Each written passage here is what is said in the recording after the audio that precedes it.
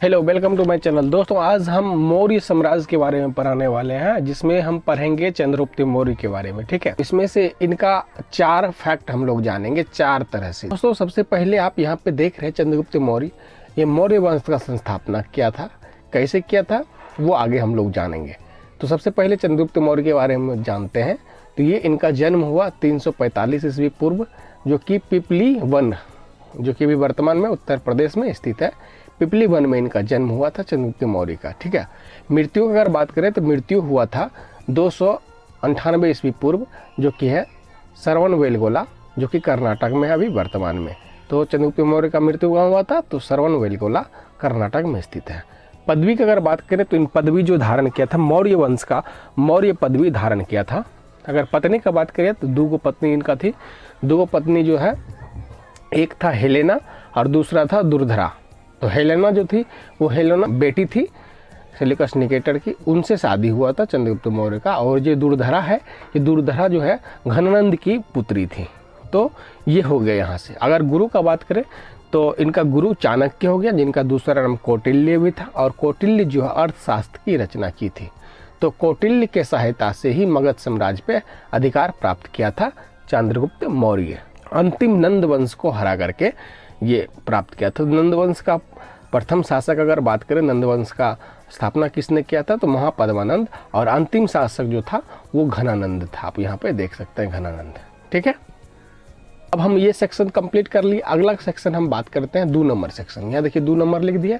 सिकंदर की सेनापति की पुत्री जो थी हेलेना, हेलेना का पिता का नाम हो गया सेल्यूकस निकेटर। तो सेल्यूकस निकेटर की पुत्री हेलेना से शादी हुआ था चंद्रगुप्त मौर्य का। ठीक है, चंद्रगुप्त मौर्य के दरबार में सेल्यूकस निकेटर मेगास्थनीज जिनके दरबार में भेजा था मेगास्थनीज को। और मेगास्थनीज जो है वो इंडिका नामक बुक की रचना किया था यहाँ चंद्रगुप्त मौर्य के दरबार में। तो इंडिका नामक बुक जो है खास करके पटना का बारे में भी इसमें वर्णन किया गया, और मौर्य साम्राज्य का, मगध का इसमें वर्णन किया गया है इंडिका नामक पुस्तक में। और पटना के बारे में भी कई एग्जाम में पूछा गया था, पटना का विवरण किस पुस्तक में मिलता है? तो इंडिका में पटना का भी विवरण है। ठीक है, तो ये जो है सेल्यूकस निकेटर जो है 4 प्रांत दान में दिए थे। किनको? चंद्रगुप्त मौर्य को। चंद्रगुप्त मौर्य को 4 प्रांत जो है दान में दिए थे एक तो सेल्यूकस कौन सा प्रांत दान में दिए थे? तो वो था प्रांत में एक काबुल है, दूसरा हेरात है, एक कंधार है और मकरान है। तो ये 4 प्रांत दिए थे। ठीक है, 4 प्रांत दिए थे चंद्रगुप्त मौर्य। मौर्य वंश जो है, मौर्य वंश का जो साम्राज्य था, चंद्रगुप्त मौर्य का साम्राज्य था 4 प्रांत में भी बटा हुआ था। 4 प्रांत में बटा हुआ था। ठीक है, तो ये 4 प्रांत ये आप यहाँ पे देख लिए। तो ये सेक्शन भी मेरे हिसाब से, मेरे ख्याल से आप लोग समझ गए होंगे। अगला सेक्शन हम देखते हैं। अब देखिए, ये जो चंद्रगुप्त मौर्य का जो अंग था सेना का, सैनिक जो था वो 6 भाग में, 6 अंग था सैनिक का, 6 मतलब भाग में बटा हुआ था सैनिक का। तो पहला आप देखिए सैनिक कितने प्रकार का था उनके यहाँ। तो उनके यहाँ 9 सेना था। 9 सेना, ये देखिए आप, 9 सेना था। पैदल सेना था, अश्व सेना था, हस्ती सेना था, रथ सेना था और सैनिक सहायता विभाग था। ये सब विभाग था उनका सैनिक का 6 विभाग में बटा हुआ उनका सैनिक था। और चंद्रगुप्त मौर्य भी ये जो है सेल्यूकस निकेटर को 500 हाथी उपहार में दिया था। याद रखिएगा, 500 हाथी उपहार में चंद्रगुप्त मौर्य ने सेल्यूकस निकेटर को दिया था।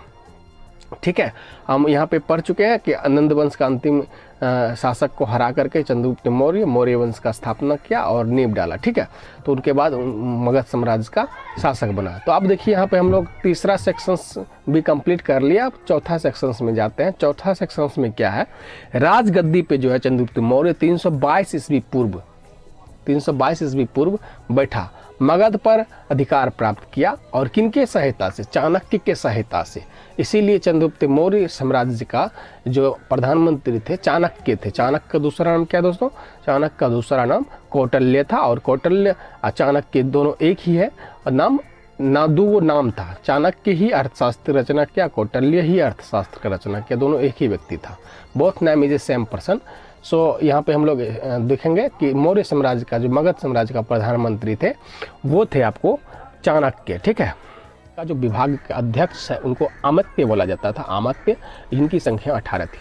तो ये उम्मीद करूँगा आप लोग समझ गए होंगे। टोटल चीज़ को हम लोग कवर किए और हम एक बार फिर से रिकॉल कर लेते हैं, जो छोटा वोटा होगा वो हम कंप्लीट कर लेंगे। पहले मौर्य वंश का संस्थापक चंद्रगुप्त मौर्य हुआ।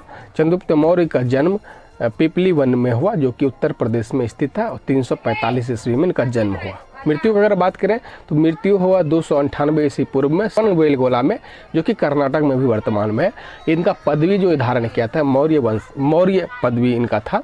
पत्नी 2 गो थी, एक था हेलेना, दूसरा था दुर्धरा। हेलेना जो थी सेल्यूकस निकेटर की पुत्री थी। तो ये गुरुज हो गया, चाणक्य हो गया। चाणक्य का ही दूसरा नाम कौटिल्य था, और इनके द्वारा एक किताब का एक रचना किया गया, उनका नाम है अर्थशास्त्र। ये सेक्शन कंप्लीट हो गया। अब सेकंड सेक्शन में आते हैं।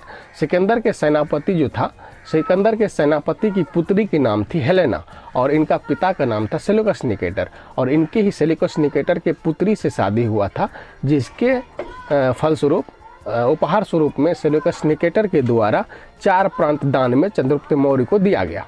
ठीक है, 4 प्रांत में उप प्रांत का नाम हो गया काबुल, हेरात, कंधार और मकरान, और सेल्यूकस के द्वारा 4 प्रांत दिया गया। सेकंड देखिए, चंद्रगुप्त मौर्य साम्राज्य का जो विस्तार था, 4 प्रांत में बटा हुआ इनका साम्राज्य था, वो यही प्रांत है। ठीक है, देखिए यहाँ पे देखिए 500 हाथी उपहार स्वरूप जो भी चंद्रगुप्त मौर्य ने भी सेल्यूकस निकेटर को दिया था, और चंद्रगुप्त मौर्य अंतिम नंद वंश को हरा करके मगध साम्राज्य पे अपना अधिकार प्राप्त किया था। ठीक है, और प्रथम नंद वंश का प्रथम शासक जो है महापद्मानंद के द्वारा नंद वंश का स्थापना हुआ था, और घनानंद नंद वंश का अंतिम शासक हो गया। और अगर बात करें चंद्रगुप्त मौर्य साम्राज्य जो है, उनका जो सैनिक था 6 अंग में, 6 विभाग में, 6 टुकड़ी में बटा हुआ था, आप कह सकते हैं। पहला हो गया नौसेना, दूसरा हो गया पैदल सेना, उसके बाद अश्व सेना और हस्ती सेना, रथ सेना और सैनिक सहायता विभाग, ये 6 विभाग में बटा हुआ था। और अच्छा लगा होगा, अगर अच्छा लगता है तो लाइक सब्सक्राइब जरूर करें। Thank you.